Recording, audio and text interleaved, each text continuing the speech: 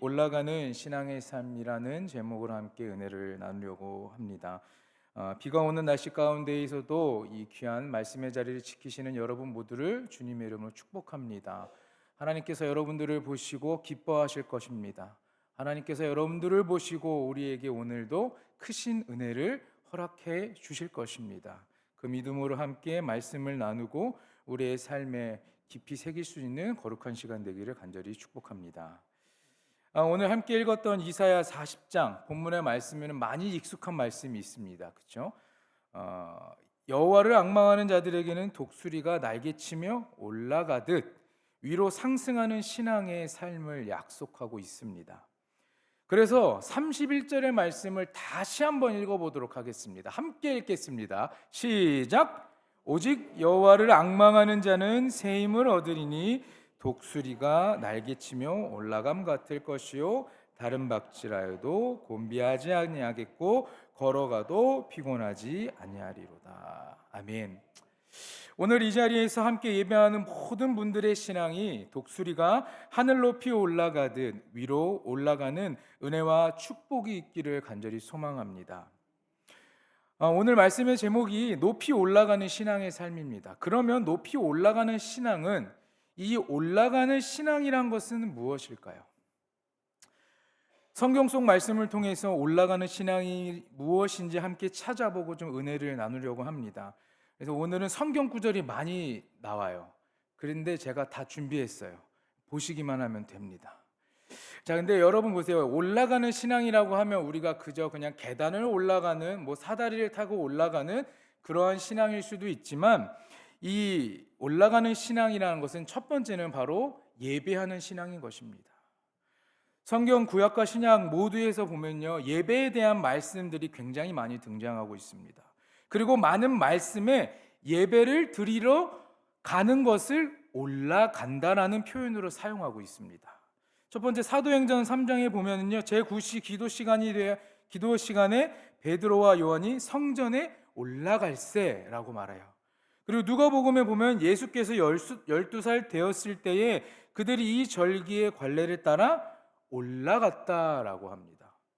그 다음 페이지 보여주시면요, 요한복음 2장에는요 유대인의 유월절이 가까운지라 예수께서 예루살렘으로 올라가셨더니, 그리고 또 7장을 보면요 이미 명절의 중간이 되어 예수께서 성전에 올라가사 가르치시니라고 기록합니다. 자, 이렇게 신약에서뿐만 아니라요, 구약을 보면요 이사야와 역대하의 말씀 속에는 히스기야의 왕의 이야기가 등장하기도 합니다. 히스기야 왕도 하나님의 성전에 나아갈 때 올라간다라는 표현을 사용합니다. 이사야 37장 14절에 보면 히스기야가 그 사자들의 손에서 글을 받아보고 여호와의 전에 올라가서 그 글을 여호와 앞에 펴놓고, 그리고 또 역대하 29장에 보니까 히스기야 왕이 일찍이 일어나 성읍의 귀인들을 모아 여호와의 전에 올라가서, 그렇게 여호와의 전에 올라가서 히스기야 왕이 무엇을 합니까? 속죄 제물을 드렸죠. 하나님 앞에 예배를 드렸다라는 것입니다. 또 구약의 선지자들은요 이스라엘 백성들을 성전의 예배로 초청합니다. 그렇게 그들을 성전의 예배로 초청할 때 여호와의 산에 올라간다라는 표현을 사용해요. 미가서 4장 2절에 곧 많은 이방 사람들이 가며 이르기를 오라 우리가 여호와의 산에 올라가서 여호와의 야곱의 하나님의 전에 이르자랍니다. 여러분 이 말씀을 들어보시면 생각나는 복음성가가 있으실 거예요. 아시죠? 부르지 않겠습니다. 저는 아실 거라 생각하고, 오라 우리가 여호와의 전에 올라 여호와의 산에 오른다라는 것입니다. 여러분 이스라엘은요 언제나 시온산에 있는 성전을 높은 곳으로 생각했습니다. 이유는 그곳을 크고 높으신 하나님을 섬기는 장소로 여겼기 때문이에요. 그러므로 성전에 나아가는 행위를 올라간다라는 말로 표현한 겁니다. 여러분들도 오늘은 이 예배 전에 나왔습니다. 우리는 지금 1층에 있어요. 1층에 있지만, 물론 지하 2층에 주차하고 올라오신 분들 계세요. 올라오신 것도 있지만, 자 보시면 우리는 성전이라는 곳에 나왔다라는 것은 하나님께 올라갔다, 우리의 신앙이 더욱더 주님께 나아갔다라는 것을 표현할 수 있는 것입니다. 자, 보세요. 또 하나님 앞에 나아갈 때 언제나 올라간다라는 말들을 사용하는데, 출애굽기 19장에 보면은요, 모세가 하나님 앞에 올라가니 여호와께서 산에서 그를 불러 말씀하시되 너는 이같이 야곱의 집에 말하고 이스라엘 자손에게 말하라. 또한 19장 20절에 보면 모세를 그리 부르시니 모세가 올라가매. 그리고 출애굽기 19장 24절에 보니까 아론과 함께 올라오고 라고 이렇게 말합니다. 하나님 앞에 나아간다는 것은요, 여러분, 그저 우리가 같은 선, 같은 평지에 서서 보고 걸어가는 것이 아니라 우리의 눈을 들고 얼굴을 들어 주님을 바라보며 나아가는 행위인 것입니다. 그리고 예루살렘을 여행할 때에도 이런 말이 나옵니다. 마가복음 15장에 보면 이들은 예수께서 갈릴리에 계실 때에 따르며 섬기던 자들이요 또 이외에 예수와 함께 예루살렘에 올라온 여자들도 많이 있었더라.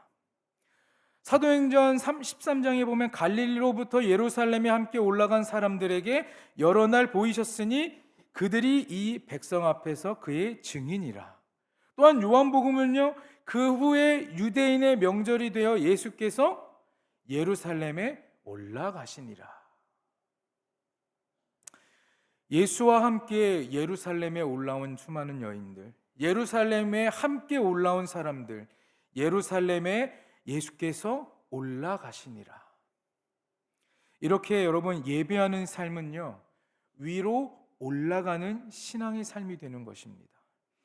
우리가 그냥 땅만 보고 아래만 보고 그렇게 돌아다니는 그런 삶을 사는 것이 아니라 우리의 시선이 어디를 향한 것이 굉장히 중요하듯이 우리가 하나님을 바라본다라는 것, 그 높에 계신 주님을 바라보고 살아갈 때 우리의 삶은 큰 변화가 있을 것입니다.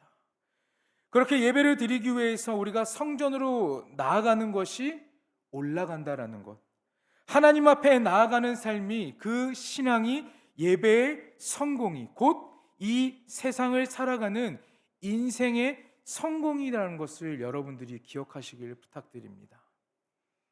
예배란 예수 그리스도의 구속의 은혜로 그 구속을 입은 성도들이 하나님의 거룩하심과 그의 온전하심을 묵상하면서 감사함으로 드리는 것이 바로 예배입니다. 예배는 누구한테 드리는 겁니까, 여러분? 예배는 오직 하나님께만 드리는 겁니다. 그러면 예배의 주인공이 누구일까요? 결코 인간이 주인공이 되어서는 안 됩니다. 여기 있는 제가, 여러분이 주인공이 되는 것이 아니라 하나님이 주인공이 되시는 겁니다. 예배의 대상은 지위고하를 막론하고 오직 한 분이신 하나님, 우리의 창조주 되시는 하나님이신다는 것을 기억하시길 바랍니다.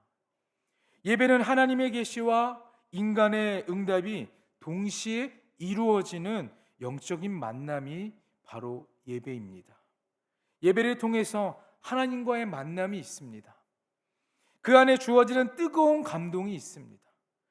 그 안에서 아픔과 우리의 상처의 회복이 이루어지는 것입니다. 그리고 하나님께서 허락하시는 귀한 축복이 있게 우리는 하나님께 예배할 수밖에 없는 것이죠. 자, 그렇다면 우리는 왜 하나님께 예배를 드립니까? 첫 번째는요, 예배는요, 교회의 본질로서 교회를 교회되게 하고 성도를 성도되게 하기 때문입니다. 하나님은 예배를 통해서 하나님 자신을 계시하시기 때문에 인간은요, 그 계시에 반드시 반응해야 합니다. 예배는 올려드리는 것과 내려오는 것이 있습니다. 찬송과 기도와 헌금, 예물 등은 우리가 하나님께 올려드리는 것이고, 말씀과 축복 기도는 하나님께로부터 내려온다라는 것을 기억하시길 부탁드립니다. 두 번째는 예배는요, 하나님이 가장 좋아하시는 것입니다. 예배를 통해 하나님께 영광을 돌리기 때문에 하나님이 가장 좋아하시는 이 영적인 행위, 이 예배를 우리가 드릴 수밖에 없다라는 것이죠. 그러니 우리가 하나님께 예배하는 것은요, 너무나도 당연한 것입니다. 내가 하나님 앞에 예배 드렸으니, 이곳에 나와서 말씀 들었으니 하나님 나한테 이거 해주세요, 조건부식으로 와서 예배를 드리시면 안 됩니다. 내가 예배 드렸으니 나한테 이거 해주세요. 내가 한 번 갔으니 한 번 해주세요. 우리는 하나님께 그렇게 딜할 수 있는 존재가 아니라는 겁니다. 그러니 여러분, 당연히 하나님 앞에 드려야 되는 이러한 영적인 행위, 예배드림이 여러분들의 삶의 습관이 아닌, 여러분들의 삶의 형식적인 것이 아닌 여러분의 마음의 깊이에서 우러나오는 귀한 예배가 되길, 그러한 모습이 되길 간절히 바랍니다. 세 번째는요, 예배를 통해 많은 것이 얻어집니다. 우리는요, 예배를 통해서 하나님을 만나게 됩니다. 이것을 믿고 계십니까, 여러분? 그리고 또 죄의 씻음을 받고요, 영적인 건강을 얻게 되고 성도 안의 교제를 이루게 됩니다. 또 온 성도가 함께 주님의 말씀을 들으며 교육받고 치유와 회복을 받게 됩니다. 그리고 세상을 이길 새 힘을 받아 영원한 은혜와 축복을 받게 되는 것입니다. 그러니 우리는 하나님께 예배하는 것입니다. 그러니 우리는 하나님 앞에 나올 수밖에 없는 존재들이고, 그러니 우리는 하나님을 바라보며 우리가 가지고 있는 것을 드리고 내 삶을 드리며 하나님께 나아갈 수밖에 없는 것이에요. 그러면 우리는 어떻게 예배를 드려야 할까요? 예배를 드리는 것에 있어서 중요한 것은요, 예배 드리는 자, 바로 저와 여러분의 자세인 겁니다. 우리가 너무 잘 알고 있는 요한복음 4장 24절의 말씀을 함께 읽어보면 좋을 것 같습니다. 함께 읽겠습니다. 하나님은 영이시니 예배하는 자가 영과 진리로 예배할지니라. 하나님은 영이시니 예배하는 자가 영과 진리로 예배할지니라. 예배를 드리는 여러분 모두 이 영과 진리로 예배하고 계신가요? 이렇게 질문을 한번 드려보고 싶습니다. 예배의 자세는요, 성경 안에서 드려지는 것입니다. 예배는 진리 대신 예수 그리스도 안에서 드려지는 것입니다. 내가 살아가는 삶이라고 내 삶을 드려서 내 안에서 드려지는 것이 아니라 우리에게 말씀하시고 우리에게 보여주시는 이 성경의 말씀 안에서 우리를 위해 피 흘려 돌아가신 그 예수 그리스도의 보혈 안에서, 그 십자가 안에서 우리가 드려지는 것이 예배라는 겁니다. 그리고 주님 앞에서 나의 약함과 죄악을 회개함으로 예배할 수 있어야 합니다. 아벨의 제사를 보면요, 피의 제사였습니다. 피 흘림 없이는 하나님 앞에서 용서함을 받을 수 없기에 우리는 항상 피의 제사를 드려야 합니다. 내가 죄악을 범했을 때, 하나님이 원치 않는 일을 했을 때에는 곧 통회하고 자복하는 마음으로 우리가 회개하는 예배를 드리는 자가 되어야 하는 것이에요. 이미 시간 다 지나서 이미 10년, 20년이 지나고 난 다음에 하나님 앞에 그때서야 회개를 고백하는 것이 아니라, 내가 죄를 짓고 나의 나약함을 깨달았을 때 그 순간 우리는 무릎을 꿇고 주님께 머리 숙여 나의 이 나약함과 죄악을, 내가 지었던 이 죄를 고백하는 자가 되어야 합니다.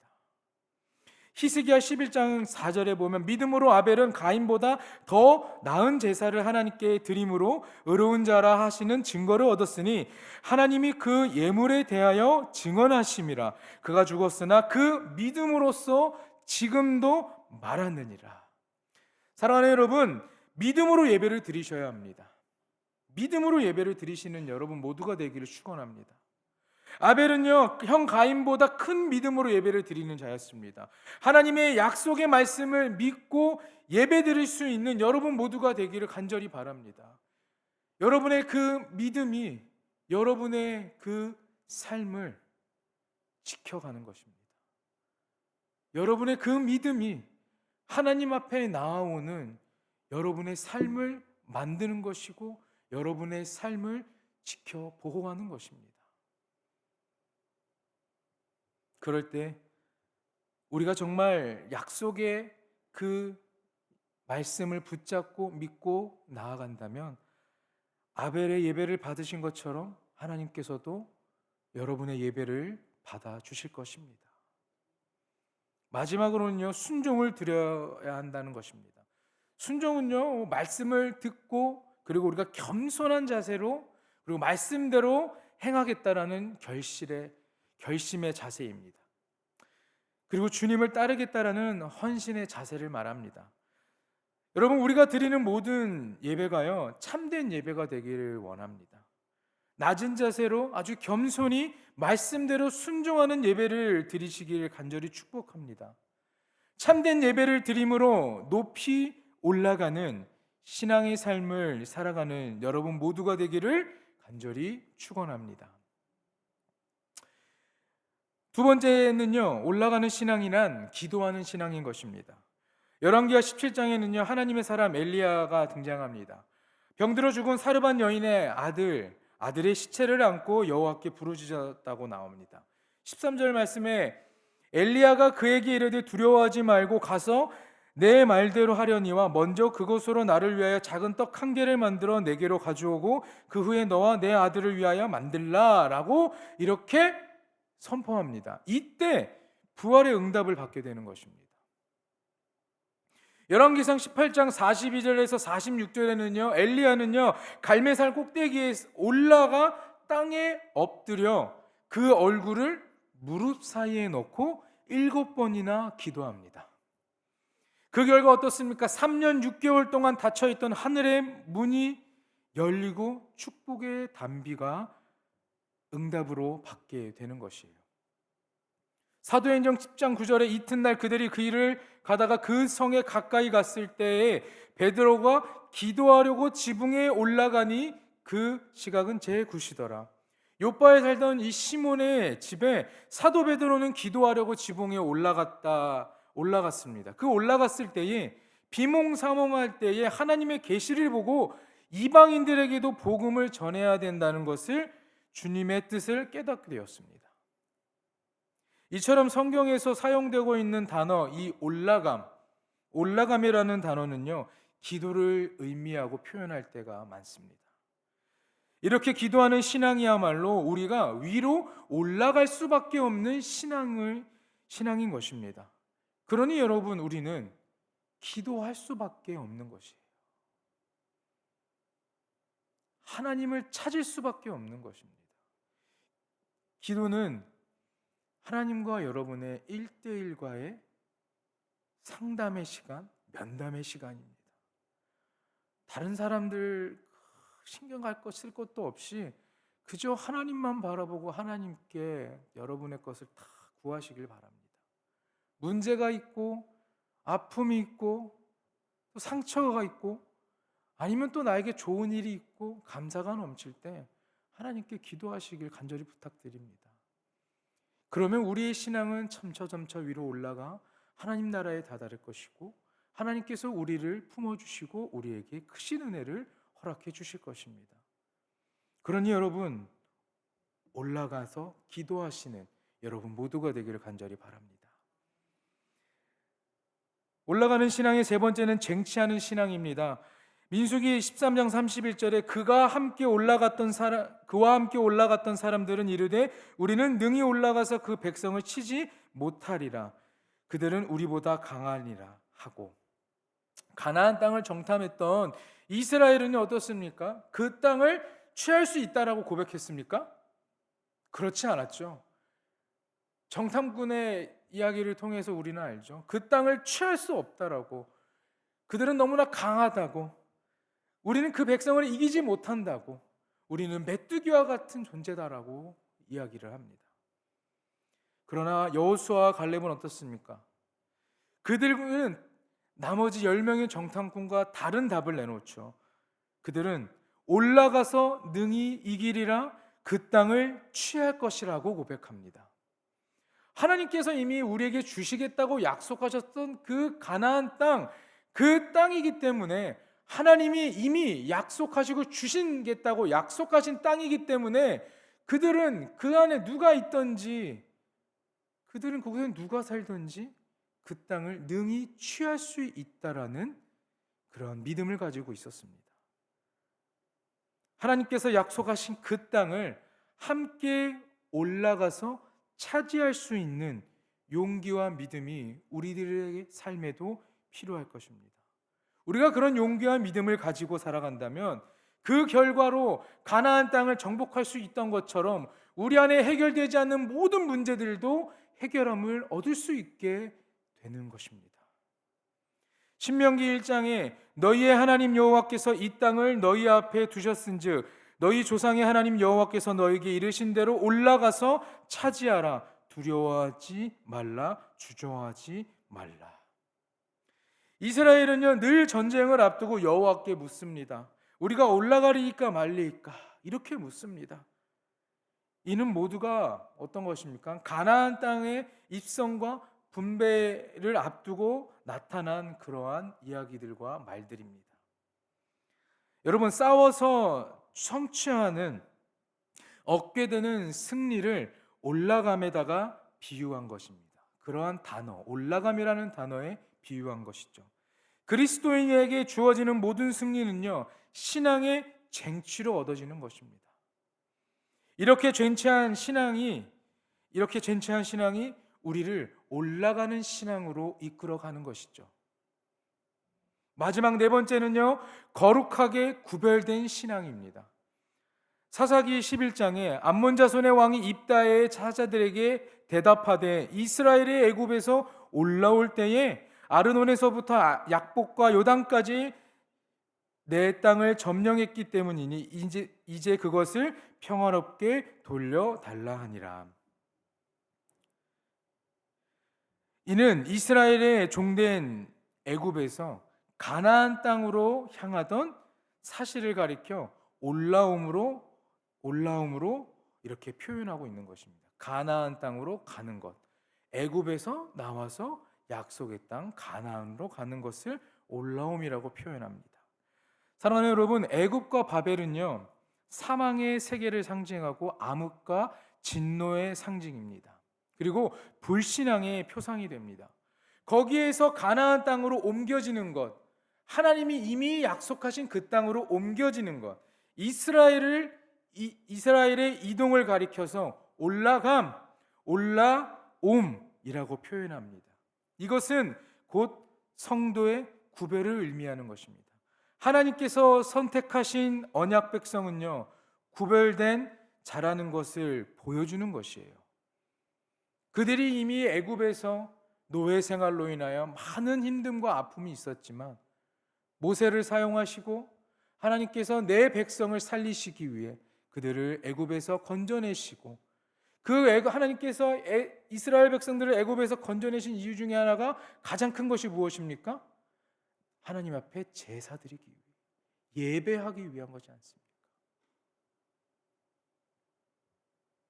여리고성의 기생 라합과 그의 아버지를 집에서 불러내고 또한 멸망의 도시인 소돔과 고모라 성에서 룻과 그의 가족을 불러내듯이 거룩한 구별의 진리가 우리가 올라가는 신앙으로 향하게 하는 것입니다.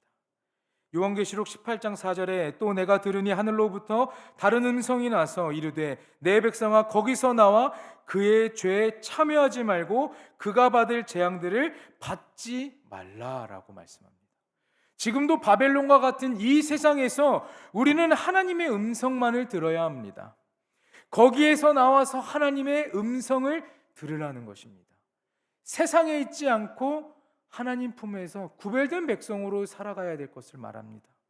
하나님 안에서 거룩하고 구별된 신앙인으로서 하나님의 나라의 백성으로서 구별되어야 합니다. 애굽과 바벨론에서 나온다라는 것은요 곧 올라감과 같은 것이에요. 물에 빠진 절망에서 올라간 것과 같은 것입니다. 구해낸 것과 같은 것이에요. 이렇게 거룩하게 구별되는 신앙이 올라가는 신앙, 주님께 한 걸음 한 걸음 나아가는 신앙이 되는 것입니다. 여러분, 올라감이라는 것은 상승 혹은 진보, 전진, 창조, 생산이라는 것입니다. 올라가는 것은요, 올라감은요, 어둠에서 빛을, 질병에서 강건함을, 절망에서 소망과 희망으로, 그리고 가난에서 부함으로, 슬픔에서 기쁨으로, 미움에서 사랑으로입니다. 그리고 안진뱅이가 일어남을 얻게 되고 죽음에서 부활을 경험하게 되는 것입니다. 올라감의 신앙은요 용기 있는 능력인 것입니다. 낮은 몸에서 영화로운 몸으로 변화하고 탄식에서 환희가, 겉사람의 부패 속에서 속사람의 새로움으로, 그리고 현재의 고난에서 영광으로, 우리의 불신앙의 모습에서 신앙의 믿음으로, 그리고 멸망에서 구원으로, 영원한 부활과 새 하늘과 새 땅의 새 삶을 향해 나아가는 것입니다. 사랑하는 여러분, 말씀을 정리합니다. 올라가는 신앙은요, 예배하는 신앙인 것입니다. 그리고 두 번째는 기도하는 신앙인 것이고요, 세 번째는 쟁취하는 신앙입니다. 그리고 마지막은요, 거룩하게 구별된 신앙입니다. 하나님께 예배드리고 기도하고 여호와 앞에서 쟁취하는 신앙을 가질 때 새 힘을 얻게 되는 것이에요. 어둡고 악함에서 빠져나오는 자는 새 힘을 얻게 됩니다. 마치 독수리가 날개를 치면서 저 푸른 하늘을 나름과 같이 승리하는 삶을 누리게 되는 것이죠. 그리고 달리고 달려도 곤비하지 않게 되는 것입니다. 사랑하는 여러분, 하나님께 예배드리러 올라가시기를 바랍니다. 하나님께 도우심을 구하러 가시는 여러분이 되길 부탁드립니다. 하나님 앞에서 용감하게 쟁취하기 위하여 올라가시길 바랍니다. 이 세상에서 떠나서 거룩한 구별된 곳으로 올라가시길 바라고, 이 세상에서, 이 악한 곳에서 승리가 이루어질 수 있는 그곳으로 우리의 발걸음을 옮기고 우리의 시선을 옮기는 여러분 모두가 되기를 간절히 축복합니다. 올라감의 신앙, 올라가는 신앙은 하나님의 축복인 것입니다. 하나님께 붙잡혀 살아가시는 그러한 삶, 그러한 여러분이 모두가 되기를 간절히 축원합니다. 기도하겠습니다.